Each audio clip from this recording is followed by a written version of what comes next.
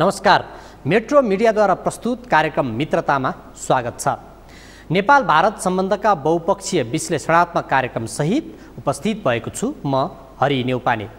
आज हामी सबैभन्दा निकटको छिमेकी राष्ट्र भारतसँग नेपालको ऐतिहासिक तथा बहुपक्षीय सम्बन्धको विषयमा चर्चा गर्नेछौँ। नेपाल र भारतबीच असल छिमेकीको रूपमा सदियौँदेखि मित्रता सहकार्य हुँदै आएको छ। दुवै देशले एक आपसको हितका लागि सकारात्मक भूमिका निर्वाह गर्ने गरेका छन्। नेपालको राजनीतिक परिवर्तनदेखि विपद व्यवस्थापन लगायत सम्पूर्ण क्षेत्रमा भारतले निरन्तर सहयोग गर्दै आएको छ। विनाशकारी भूकम्पपछिको सहयोग र संविधान निर्माणमा हालै प्रमुख दलले गरेको सहमतिमा भारतले साथ दिएको छ। यसै सन्दर्भमा नेपालका लागि भारतका राजदूत रञ्जित रेसँग हाम्रा सहकर्मी ईश्वरदेव खनालले गर्नुभएको विशेष कुराकानी प्रस्तुत गर्दैछौँ। What is the current state of affairs now? How is the relief effort going on? See, Nepal has suffered a devastating disaster. And, in this earthquake, many people died, many homes have collapsed, a lot of people are in distress. So the initial focus was on search and rescue to try and save people, and along with that, relief, so that people at least have some place to stay. Those that have lost their houses, they have enough food. And I think now we are moving to the next phase, which is the rehabilitation and recovery phase, which is a longer term phase. So I think, this is the manner in which the entire post-disaster situation is being managed by the government of Nepal. Government of India is very happy to support Nepal in this process. As you know, we have very friendly relations, very ancient relations. And we, in fact, in Nepal, as our Prime Minister has said, see it as a duty almost to help the people of Nepal. And we have responded in exactly, if an earthquake had happened in India in some place, we would have responded in the same manner. So we have provided a fair amount of support to Nepal. A lot of people were asking me, can you monetize it? How much is it in value terms? And my response used to be that, we don't look at the value. We just provide whatever we have and what is needed by Nepal. Humanitarian. Humanitarian and from a feeling of friendship, as if, yeah. But now we have done calculations, and our estimate is that this is about 640 crore Nepali rupees. Okay, that's only, amount. In the search and rescue and the relief phase. Of course, in the rehabilitation phase also, we will be strongly supporting Nepal, standing shoulder to shoulder with Nepal. Prime Minister Koirala had a very good telephone conversation with Prime Minister Modi. Your finance minister is in Delhi. He has had very important meetings with our finance minister, with our foreign minister. India will participate in the upcoming donors conference. So India will certainly provide every possible support for Nepal's reconstruction. Excellency, what's the possibility of Indian Prime Minister Narendra Modi visiting Nepal during the donor summit? Well, I know an invitation has been issued, and the matter was also discussed between the two Prime Ministers. Prime Minister Modi's participation will naturally depend on his pre-scheduled engagements. But what I would like to say is there will certainly be high-level political participation from India in this conference. If not Prime Minister? As I said, there will be high-level political participation. Okay, so we talked about rebuilding, rehabilitation. So what is the focus area that you have in giving on? The government of Nepal has identified, I think, 22 or 23 sectors. So the way we are looking at it is that what are the highest priority areas for Nepal? Which are the areas in which India has the capacity to help and assist? So these are some of the criteria. And I can tell you already that we had some experts working in sectors like roads, power, shelter, heritage. Traditionally, we have been working in education, health, disaster management is also another area. So there are many important sectors. And this is something we will be discussing closely with the government of Nepal. once the PDNA, this is the Post-Disaster Needs Assessment Report, is published. In fact, the National Planning Commission is planning to have a meeting with the international community about this report. So we will, on this basis, identify sectors in which India will support. Excellency, now let me change the topic. The major political parties have signed a 16-point agreement very recently. So, as a good neighbor, you have been closely watching Nepal's political development and the constitution drafting process. So, what's your reading or what's your analysis? Well, it's certainly a positive development. I think some major decisions have been made, but some major issues are still not resolved. They have been postponed. So we look forward to resolution of all the issues. I think the consolidation and institutionalization of the achievements of the peace process and the many agreements thereafter, including with the post following the Madhesi Andolan. So I think our sense is that it's a positive development, things are moving in the right direction, and we hope very much that Nepal will have very soon a constitution that is acceptable to the people of Nepal, to the various political parties, groups, communities. So overall a positive development, but more work needs to be done, and we hope that will be done soon. I don't know whether I can ask this question, like if I ask you, like what is the degree of optimism that Nepal will get a constitution at the earliest? Well, we are very optimistic, and I think Nepal has to get a constitution at the earliest. I think this is the commitment of all your political parties. But do you see any challenges in between now? Well, you know, there are always challenges, because when you look at Nepal, it is a very diverse society. There are a lot of interests. All these have to be brought together. There has to be give and take, compromise and consensus. So obviously there are challenges, but I think these challenges can be overcome. And I think the parties and your leaders have shown a lot of... So anything that India can work in tandem with Nepal, like especially in terms of hydroelectricity or something like that, if not only in construction of school buildings or drinking water projects, apart from this?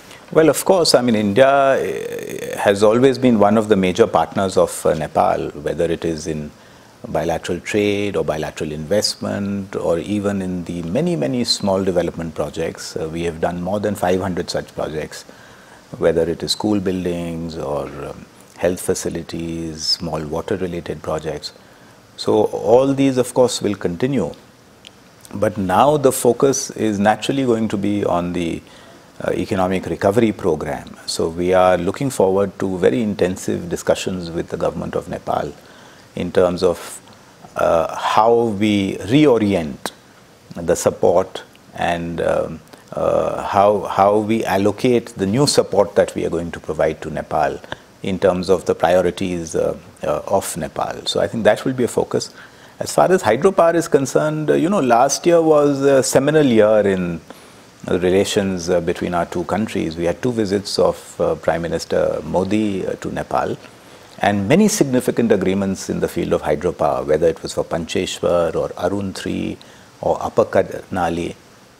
So last year was a remarkable year. The challenge now is to ensure that these projects start moving ahead. So which basically means there should soon be financial closure for Arun 3 and Upper Karnali. And I think on Pancheshwar there has been some slowdown. I think it's very important that the Pancheshwar Executive Committee is constituted. So what was the reason behind this slowing down? I think there has been some bureaucratic delays in appointing officials who will manage the Executive Committee. I'm told that now some decision has been taken.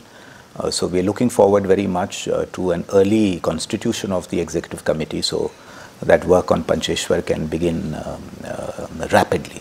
Thank you so much, Your Excellency. Thank you.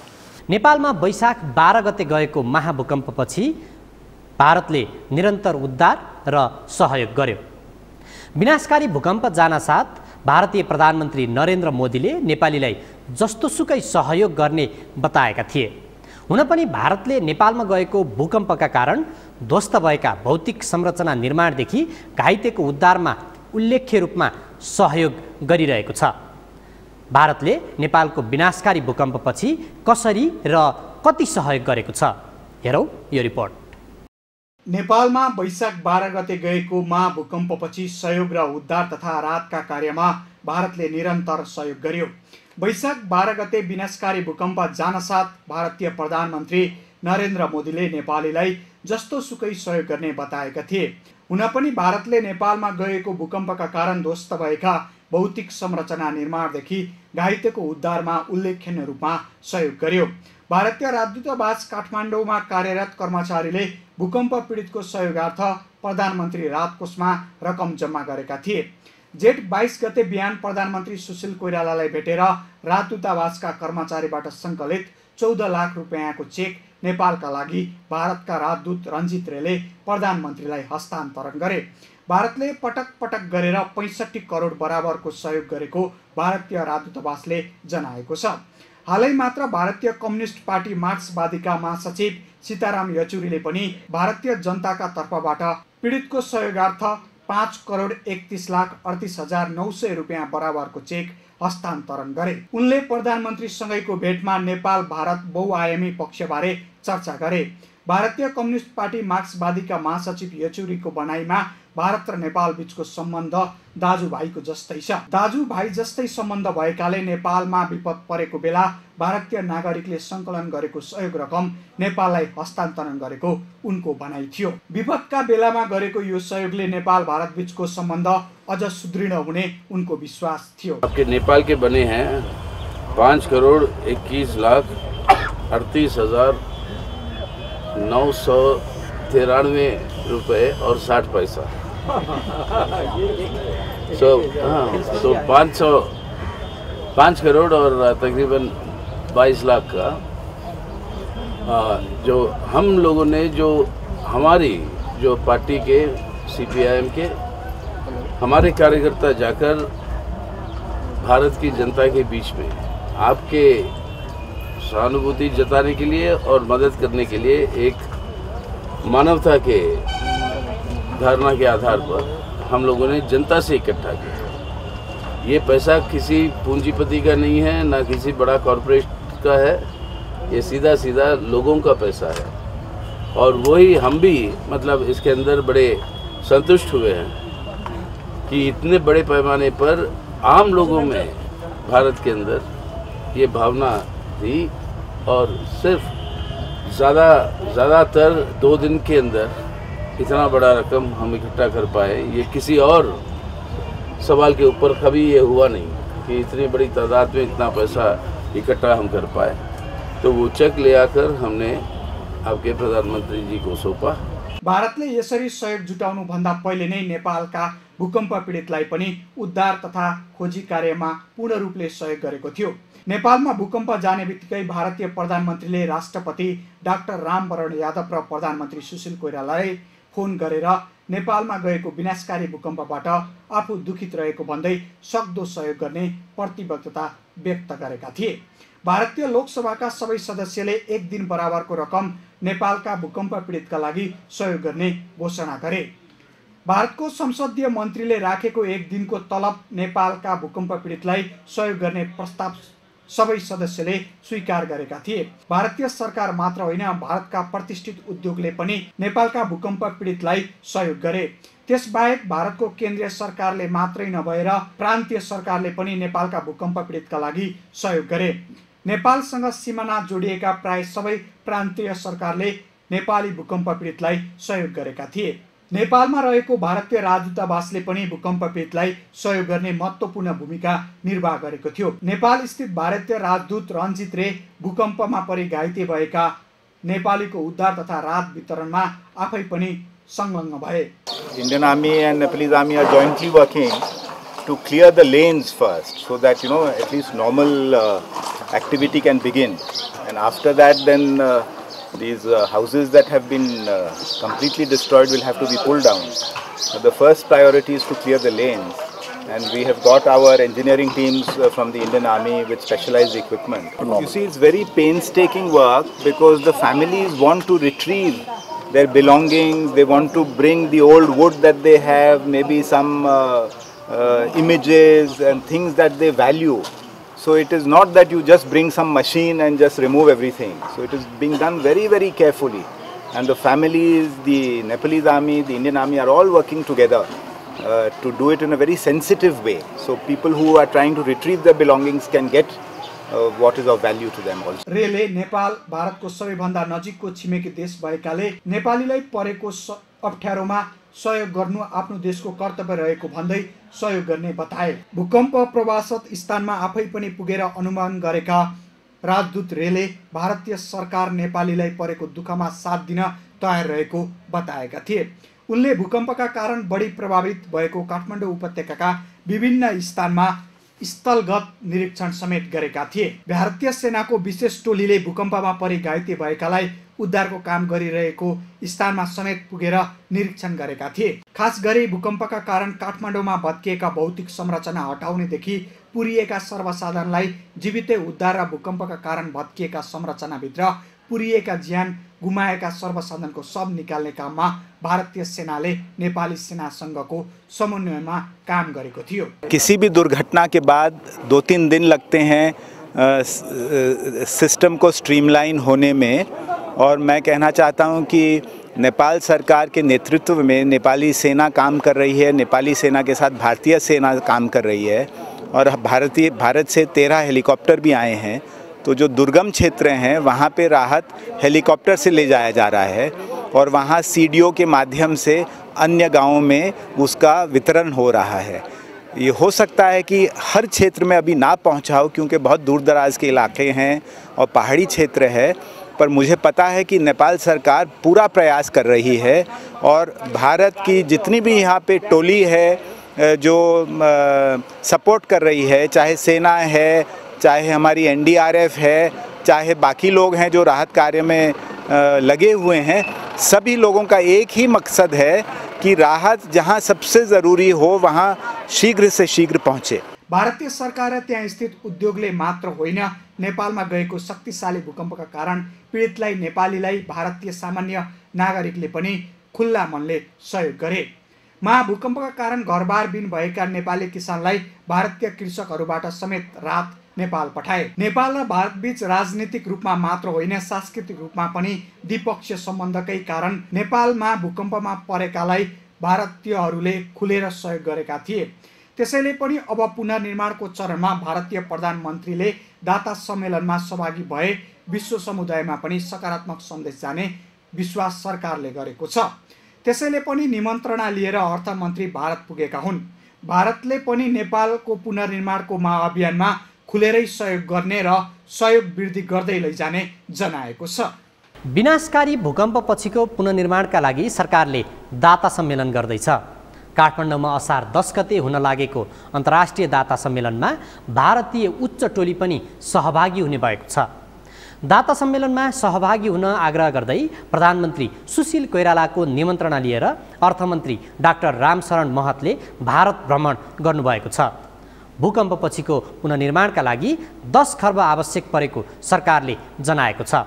वैशाख 12 मा गएको विनाशकारी भूकम्प लगत्तै उद्धार तथा राहतमा कटिबद्ध भई खटेको भारतले नेपालमा आएको विनाशकारी भूकम्पपछि पुनर्निर्माणमा पनि पूर्ण सहयोग गर्ने भएको छ। काठमाडौँमा असार 10 गते हुन लागेको अन्तर्राष्ट्रिय दाता सम्मेलनमा भारतीय उच्च टोली सहभागी हुने भएको छ। भारतीय प्रधानमन्त्री नरेन्द्र मोदीको सहभागिता हुने वा नहुने बारे उनको पूर्व तालिकामा निर्भर रहने भारतीय दूतावासले जनाएको छ। दाता सम्मेलनमा सहभागी हुनका लागि सरकारले निमन्त्रणा भने गरिसकेको छ। प्रधानमन्त्री सुशील कोइराला र भारतीय प्रधानमन्त्री नरेन्द्र मोदी बीच टेलिफोनमा छलफल भइसकेको नेपालका लागि भारतीय राजदूत रञ्जित रोयले जानकारी दिए। Prime Minister Koirala had a very good telephone conversation with Prime Minister Modi yesterday. Your finance minister is in Delhi. He has had very important meetings with our finance minister, with our foreign minister. India will participate in the upcoming donors conference. So India will certainly provide every possible support for Nepal's reconstruction. सरकारले विनाशकारी भूकम्पपछि पुनर्निर्माण र पुनर्स्थापनामा अन्तर्राष्ट्रिय समुदायको सहयोग र सद्भाव जुटाउने उद्देश्यले दाता सम्मेलन काठमाडौँमा गर्ने निर्णय जेठ 14 गतेको मन्त्री परिषद बैठकबाट गरेको थियो। महाभूकम्प पछाडिको पुनर्निर्माण को काम हाम्रो लागि महत्त्वपूर्ण छ। त्यसका लागि पहिले के भनेको छु कि दात्री समूहको सम्मेलन गर्ने तयारी गरिरहेको थियौँ भने आज मन्त्री परिषदले यसबारेमा निर्णय गरेको छ। 2072 असार 10 गते बिहिबार तदनुसार जुन 25 2015 मा काठमाडौँमा दात्री समूह सम्मेलनको आयोजना गर्ने र यसका लागि अर्थमन्त्रीको संयोजकत्वमा आयोजक समिति गठन गरिएको छ। यस्ता असल चालचलन भएका जेठ 14 सम्म 50% कैद भुक्तान गरिएका ज्येष्ठ नागरिक असक्त कैदीहरूमध्ये केही कैदीहरूलाई बाँकी कैद माफी मिना गर्ने गरी